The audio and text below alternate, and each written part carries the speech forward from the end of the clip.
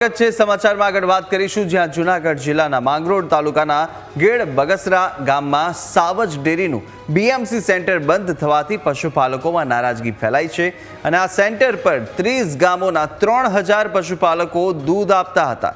હવે તેઓને દૂધના બાટવા સેન્ટર સુધી જવું પડશે અને જેથી ટ્રાન્સપોર્ટ ખર્ચ વધશે અને દૂધ જે ભગવાનો ભય છે તે પણ અત્યારે સતાવી રહ્યો છે।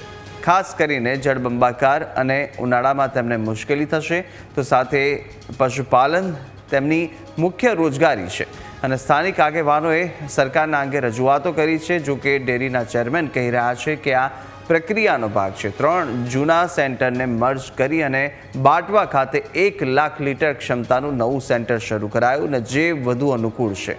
ડેરી દૂધની જવાબદારી લેશે અને કલેક્શન રૂટથી એકત્ર કરવામાં આવશે, તેથી કોઈ નુકસાન નહીં થાય અને પશુપાલકોને આશ્વાસન આપવામાં આવ્યું છે।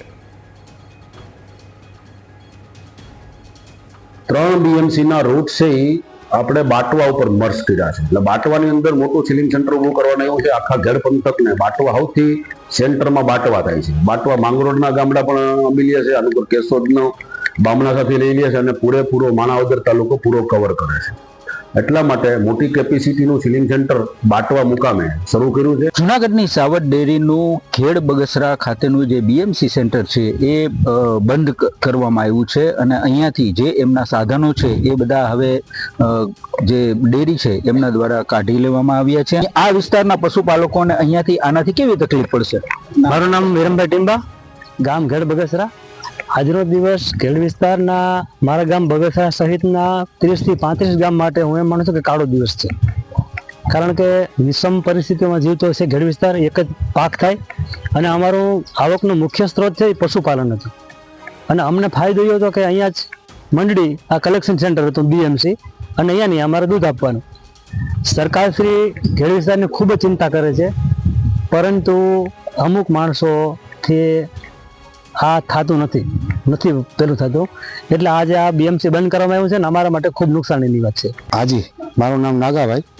અમે રજૂઆત છત ગાંધીનગર લગે કરી। અમારા બધા ઘેડ વિસ્તારના આગેવાનોએ એ લોકોએ તો ચાલુ કરવાનું કીધું, પણ પાછું અહીંયા હું એમડી સાહેબને ને ચેરમેન સાહેબને ને ગઢવી સાહેબને હું તકલીફ પડતી હોય ખેડ વિસ્તારને અરે હું એને દુશ્મનાવટ હોય એ રીતે પાછું લોકો બંધ કરી અને આજે એ લોકો માલ સામાન કાઢવા આવ્યા। ઉપરથી તો અમને સરકારે બહુ પ્રોત્સાહન આપ્યું અને ચાલુ રાખવાનું જ કીધું। પશુપાલકની નુકસાનીમાં જો અમારા નજીકનું સેન્ટર હતું, ખેડૂત મિત્રને દૂધ દેવાનું નજીકનું સેન્ટર હતું 30 ગામની, જો આ સેન્ટર બંધ થતા બધી મોટે પાયે નુકસાની થાય કે જો ખર કપાસિયાના ભાવ બહુ વધી ને અમારે આ દૂધ બંધ થાય તો અમારે ગ્રાહક ખેડૂતની પણ નુકસાની છે। અમારે નજીક હતું તો અમારે મોટો ફાયદો હતો દૂધ દેવા આવવામાં, તો અટાણે હે અમારું દૂધ આગળ જાય તો ખર્ચો વધે જાય, અમારું દૂધ ખાટું થઈ જાય ઉનાળામાં, સુમાહામાં પાણીને મુશ્કેલીથી ન નીકળાય ને ઉનાળામાં દૂધ અમારું આગળ જાય પલ્લો થઈ જાય એટલે હિસાબે દૂધ બગડે જાય, એટલે નુકસાની તો બધા ખેડૂતની પણ આવી ને ગ્રાહકની। એટલે મહેરબાની કરે ને નજીક હતું એ બરાબર હતું। સરકારને મારી વિનંતી છે કે ડેરી મહેરબાનીથી આ ચાલુ કરાવી દીજો પાછી, તો આ 30-35 ગામને લાભ થાય, ગ્રાહકને ખેડૂતને બધાય। એટલે અમારો મુદ્દો એ છે કહેવાનો।